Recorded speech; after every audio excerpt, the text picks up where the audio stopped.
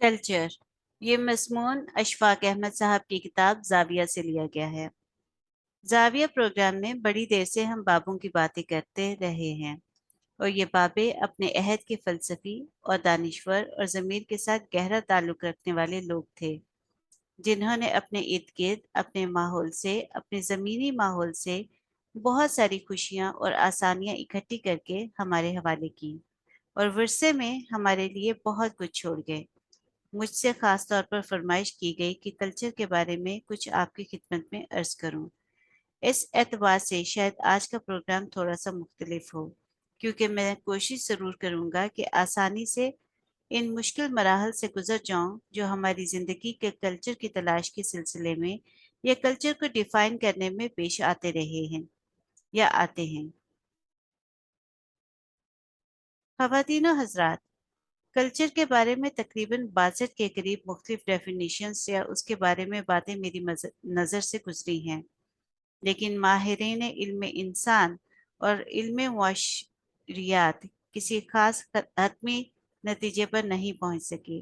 یعنی ہماری بہت لائق اینتھروپولوجسٹ بینیڈکٹ جیسی خاتون یا فرانس کے بہت بڑے عالم لیوی سٹاس سے یا پھر ادبی لیول پر ٹی ایس ایلیٹ، ان سب نے اس کی ڈیفینیشن کی ہے، لیکن میں سچی بات یہ کہ حوصلہ کر کے اور دل پر پتھر رکھ کے بڑی جرت کے ساتھ سمجھتا ہوں کہ مغرب والوں کو کلچر کی صحیح ڈیفینیشن یوں کرنی نہیں آتی کہ وہ کلچر کو انسانی زندگی کے ساتھ ہی وابستہ سمجھتے ہیں۔ یہ زندگی جو ہم گزار رہے ہیں، لیکن اس کے لیے اس زندگی کو دور تک پھیلانے کی ضرورت ہے۔ جب تک آپ زندگی کو، جس کا تعلق پیدائش اور موت کے درمیانی حصوں سے نہیں بلکہ زندگی کے اس لامتناہی سفر کے ساتھ ہے جو ہیئر سے ہیئر آفٹر تک چلا جاتا ہے، تو ان بیچاروں کو یہی زندگی اور اسی کا علم ہے اور اسی کے بارے میں جانتے ہیں۔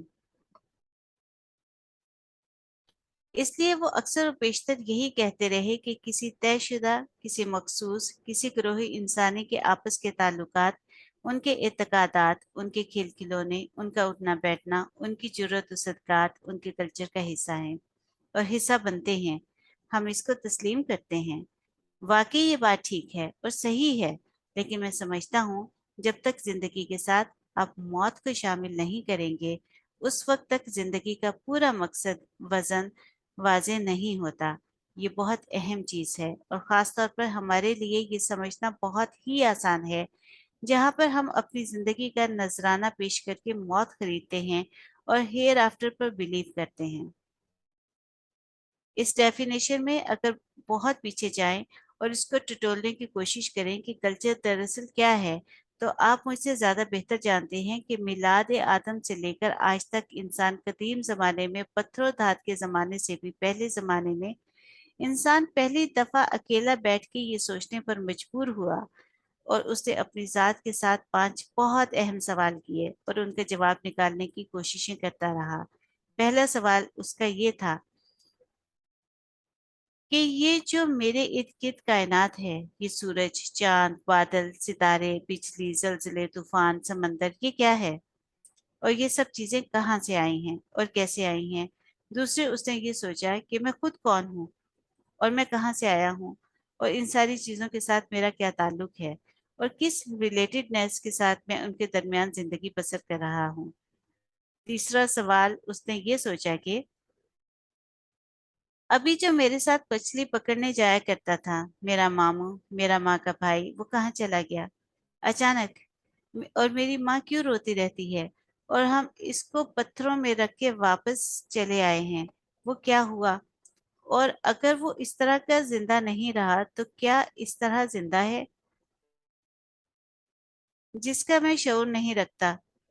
اور اگر وہاں اس کی زندگی بھی کچھ ہے تو کیا اس زندگی میں کوئی آبجیکشن، آڈٹ ہوتا ہے کہ پیچھے کیسی زندگی بسر کر کے آیا ہوں یا نہیں؟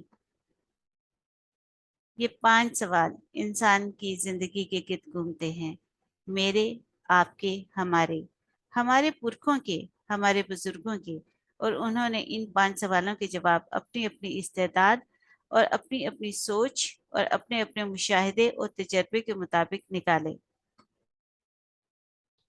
अब ख़वातीन और हज़रात, मैं ये समझता हूँ कि जिस ग्रोही इंसान ने इन 5-6 सवालों के जवाब एक तरह के निकाले हैं, उनका कल्चर एक है, और जिन्होंने उसके जवाब और तरह से निकाले हैं, उनका कल्चर मुख्तलिफ है।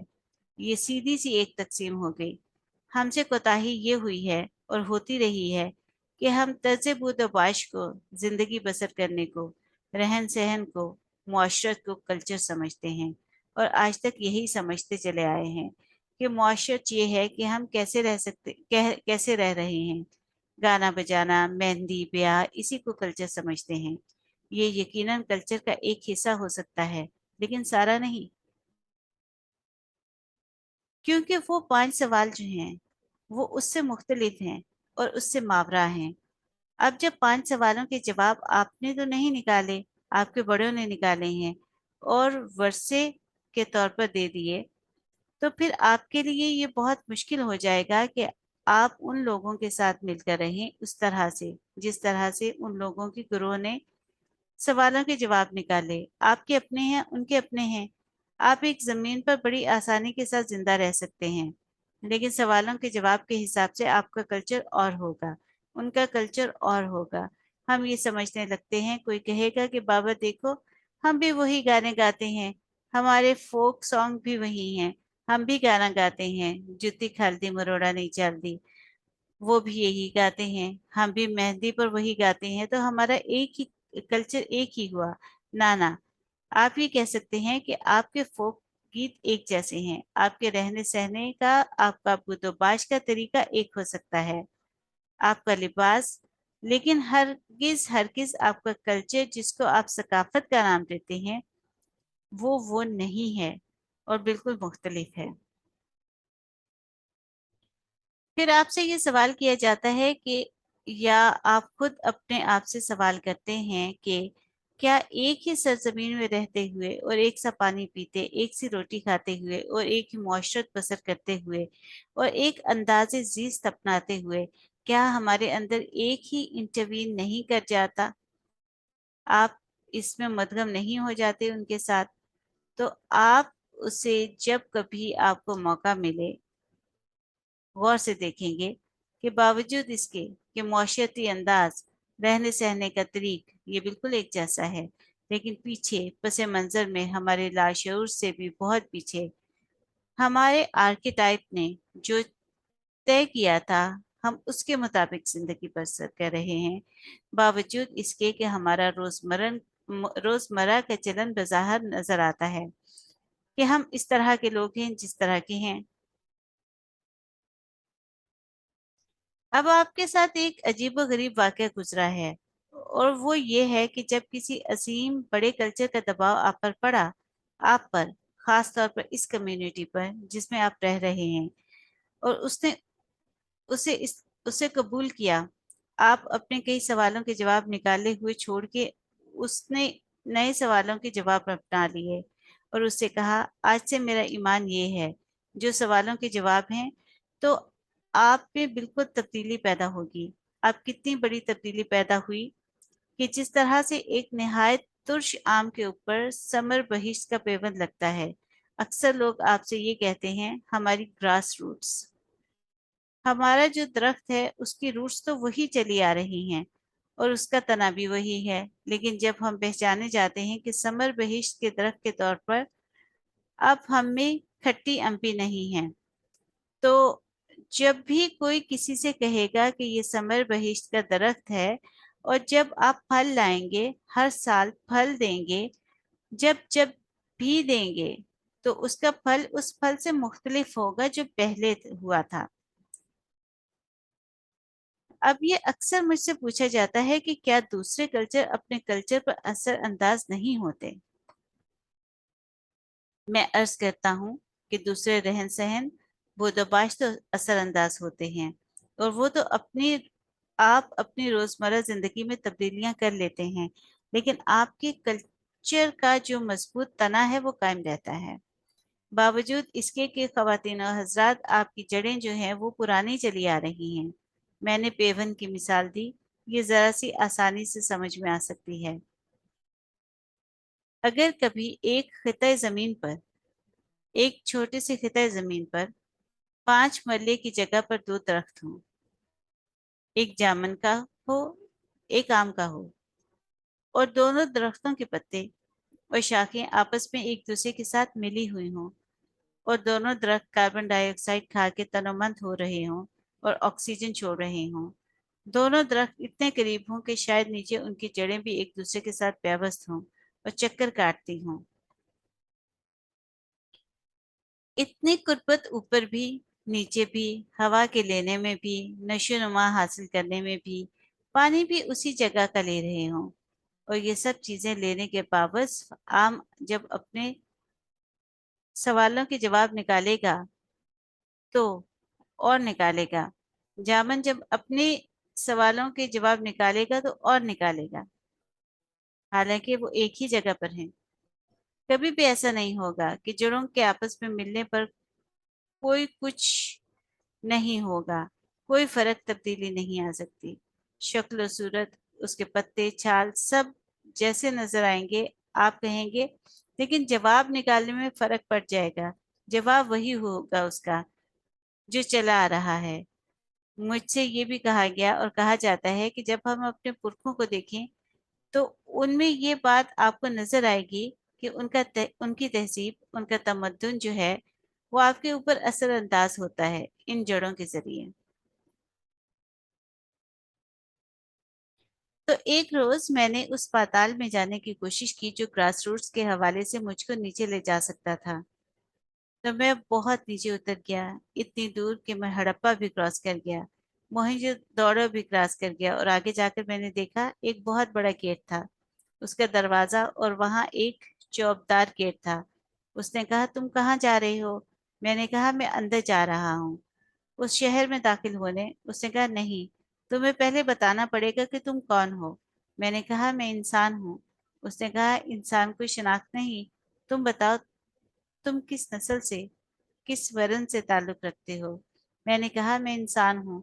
उसने कहा, नहीं, यहाँ तुम ब्राह्मण हो या खिस्त्री हो या वैश्य हो या शूद्र, तुम बताओ तुम कौन हो? तो मैं ये नहीं कह सकता था कि मैं ब्राह्मण हूँ। मैंने कहा, मैं वैश्य हूँ। इसने कहा, ठीक है, आप अंदर चले जाएं और आपको इजाजत है।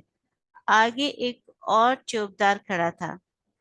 उसने कहा, बहुत अच्छा तू आ गया। महाराज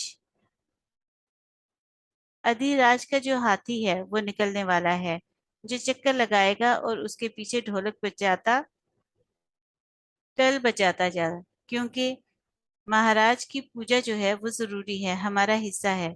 तो मैंने उसके हाथ से घड़ियाल ले लिया और उसके पीछे पीछे बजाता चला। और भी नौजवान लड़के थे महाराज के साथ। सारे शहर का जो चक्कर था वो हमने पूरा किया, वापस आ गए। थका हारा शाम के वक्त जब मैं अपने घर गया तो मेरी माँ ने मुझसे कहा कि तेरी बहन का शौहर यानी तेरा बहनोई फोत हो गया, तो तेरी बहन जवान है, ताकतवर है, तेरा बाप बुढ़ा है। हमने उसको उठाकर चिता में फेंकने की कोशिशें की हैं। मैं मानती नहीं, ये मानती नहीं है। तू आ गया है, उसको पकड़, उसको चिता में फेंक। तो मैंने उसको उठाया, मैं ताकतवर आदमी था, और ले जाकर जलती हुई चिता में उसके खावन के साथ भस्म कर दिया। और ये सीन अपने बहुत पास से देख रहा था। जब मैं बाहर आया तो मैंने देखा ये तफरीक इंसानों के साथ इसी तेजी के साथ चली आ रही है। तो मैंने खुदा का शुक्र अदा किया कि मुझको ये हुक्म मिल चुका है कि गोरे को काले पर और काले को गोरे पर, अजमी को अरबी पर और अरबी को अजमी पर कोई फौकियत हासिल नहीं है। और आज से 1400 बरस कबल ये डेमोक्रेसी तो आ जाई है ना, हम माने या ना माने। अब ये बात अलग है कि हम इस पर अमल कर सकें या ना कर सकें। ये हमारी बदकिस्मती है। जिस दिन हमारा पैबंद लगा था समरे बहिश्त का, उसके साथ ही ये पर्ची टांग दी गई थी। मैं ये समझता हूँ हमारी उम्मत इतनी मुख्तलिफ है दुनिया की सारी उम्मतों से कि उसके ऊपर एक और सकाफत का असर हुआ और शिद्दत के साथ हुआ, और ये पूरे के पूरे उनके साथ 90 डिग्री के ऊपर घूम गए, और उन्होंने इन सवालों के जवाब को अपना लिया, अपनी खुशी के साथ और अपनी ईमानदारी के साथ और अपने दिल की लगन के साथ कि आज के बाद हमसे ही। अब एक मुश्किल पैदा होती है। मुझसे कभी पूछते हैं कि जी आप ये बताएं, इस तरह से तो बहुत धचका सा लगता है ना जी। क्योंकि हम अक्सर ये सोचते रहते हैं कि ये हमारा कल्चर है, तो हमारे इर्द गिर्द के लोग हैं जिनमें हम रहते बसते रहे हैं, वो किस तरह से एकदम से हमसे मुख्तलिफ हो जाएंगे। मैं कहता हूँ नहीं, वो बिल्कुल मुख्तलिफ नहीं होते। उसको मैं और आसानी से आपको एक मिसाल देता हूँ कि फर्ज करें हम जहाज के ऊपर समंदर का सफर कर रहे थे और अचानक समंदर बिखर गया और तूफानी आ गई और लहरों की लपेट में जहाज आ गया। और जैसा कि कहानियों में होता है, जहाज बिल्कुल तख्ता तख्ता हो गया और हम लोग एक एक तख्ते पर चिमटकर एक जजीरा करीब था वहां आ गए। अब मुख्तलिफ कौमों के लोग, मुख्तलिफ बोलियों के लोग वहां जमा थे। तो जाहिर है मैंने उस गिरोह की कुर्बत इख्तियार की जो मेरी बोली समझता था। इससे आसानी होती है और मैं उनके पास जाकर बैठता था और ये जो गाने पसंद करते, जुत्ती खाल दी मरोड़ा नहीं चलती, ताकि मुझे आसानी रहे। सारा दिन मैं उनके साथ गुजारता था और सारी रात। तो जिंदगी इस आस में अच्छी बसर हो रही थी कि अब कोई हमें आएगी बाहर से मदद, तो हम शायद अपने घरों को वापस जाएं। लेकिन बहुत ज्यादा वक्त वहां पर गुजर रहा था। मैं दिन तो उनके साथ गुजारता था और अपना सारा वक्त भी उनके साथ गुजारता था। लेकिन जब मुझे ये खदशा महसूस हुआ कि मेरे आखिरी अयाम आगे अचानक मरने मरने लगा हूं, तो मैंने अपने उन्हीं लोगों से कहा कि इस ग्रोह को जो इंडोनेशिया वाले हैं और जिनकी बोली मैं नहीं समझता, उनके हवाले कर देना। और जो सलूक मेरे साथ करें मुझे काबिल कबूल है। तो वो उनके पास मेरा सफर जो हेयर आफ्टर की बात कर रहा था और मैं उनके हवाले करता हूँ, क्योंकि इन लोगों ने सवालों का जवाब वही निकाला हुआ है जो हमने निकाला हुआ है। मैं आपके साथ जुबान के हवाले से बातचीत करता हूँ और मैं बड़ा खुश हूँ। बड़ा एहतराम भी करता हूँ आपका और आपसे मिलता जुलता भी हूँ। चुनाची जब बड़ा फैसला आएगा, मेरा या मेरी नस्ल के बढ़ने का मामला होगा, तो फिर मैं उनके साथ ताल्लुक पैदा करूंगा। लेकिन जहां तक बातचीत करने का ताल्लुक है, मैं बिस्मिल्लाह हाजिर हूँ।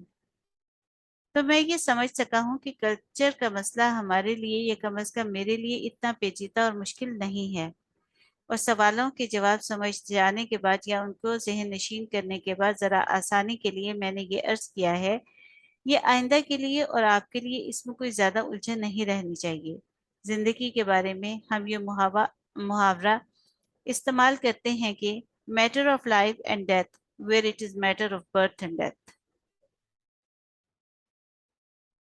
क्योंकि लाइफ का जो रेला है वो चलता चला जा रहा है। ये जो मौत है, मैंने पहले इसका जिक्र किया, इसकी बड़ी अहमियत है। जो वॉरियर जंगजू होता है, जो साहिब सैफ होता है, वो बड़ा मजबूत आदमी होता है और वो अपनी मौत के साथ एक रिश्ता और एक ताल्लुक हर वक्त कायम रखता है। ख्वातीन और हजरात, अगर आपने बहुत कदीम फिरकों के बारे में, बहुत कदीम नस्लों के बारे में कुछ एंथ्रोपोलॉजिकल स्टडी की है, तो आप देखेंगे कि जो रेड इंडियंस थे, अमेरिका के असलवासी, उनमें बड़ी अजीबोगरीब सलाहियतें मौजूद थीं। वो हमारी तरह से या हमसे थोड़ा सा ज्यादा ही अपने मौत के साथ वाबस्ता रहते थे। एक एंथ्रोपोलॉजिस्ट कार्लोस कास्पेनिस जो था, वो गया कुछ ऐसी तहकीक करने के लिए पुराने साउथ अमेरिकी से मिलने, अपने दुश्मन से। ये लंबी कहानी है, मुख्तसर अर्ज करूं। उसने जो बातें बताई हैं या बयान की हैं, ये सब अच्छी हैं। उसका नाम डान जॉन है। अमरीकी उसे कहता है, मैं ये पूछना चाहता हूँ, हमारी जिंदगियों में हम जो शहरी लोग हैं जिनका ताल्लुक अमेरिका की तर्ज जिंदगी से है, हम बहुत घबरा जाते हैं। हमारे अंदर तजाद पैदा हो जाता है, हम दो हिस्सों में बट जाते हैं। तो बहुत से सवाल ऐसे होते हैं जो हमारी समझ में नहीं आते, तो उसका क्या करें। उस रेड इंडियन ने कहा, सवाल इतने पेचीदा तो नहीं है जितने तुमने बना लिए हैं। उसने कहा, देखो फर्ज करो मैं एक लड़की से शादी करना चाहता हूँ और मेरी जिंदगी में एक दूसरी लड़की आ गई। अब मैं फैसला नहीं कर पाता और मैं अपने आप को बेईमान भी नहीं ठहराना चाहता। मैं मैं दग दगा कंफ्यूजन में हूँ, मैं क्या करूँ? तो आप मुझे राय दें, इस वक्त कैसे करते हैं? और आप लोग जो कदीम रेड इंडियन हैं और एक सेपरेट रियलिटी के हामिल हैं। उसने कहा, ओहो, ये तो बड़ा सीधा सा मामला है।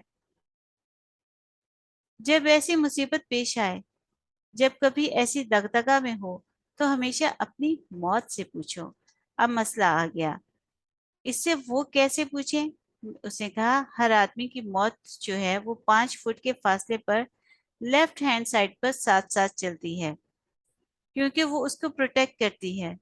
जो खुदा ना खास्ता फौत हो जाए, तो मौत पास मौजूद ना हो, तो वो तो मारा गया। लाइन हाजिर हो गया तो उसकी मौत का फर्ज है साथ रहे। चुनाचे कहने लगे, उससे पूछा जाना बहुत जरूरी है, तो तुम कभी भी उससे सवाल करके पूछो। उसने कहा, कैसे जवाब देगी? तो कहा, पहले तो तुम्हें इमोशनली वाइब्रेशन का पता चलेगा। फिर ऐसा मौका भी आने लगा है कि हमारे बड़ों की जिंदगी को वो बिल्कुल वोकल होकर बता देती है कि करना है या नहीं करना। तो इंसानी जिंदगी को इस जिंदगी तक महदूद नहीं रहना चाहिए, बल्कि हियर और हियर आफ्टर जब मिलता है, तब जाकर ये सफर मुकम्मल होता है। यह जिंदगी या हयात का सिलसिला जारी रहता है। आपकी बड़ी मेहरबानी और शुक्रिया आपका भी। अल्लाह ताला आपको आसानियां अता फरमाए और आसानियां तकसीम करने का शर्फ अता फरमाए। अल्लाह हाफिज।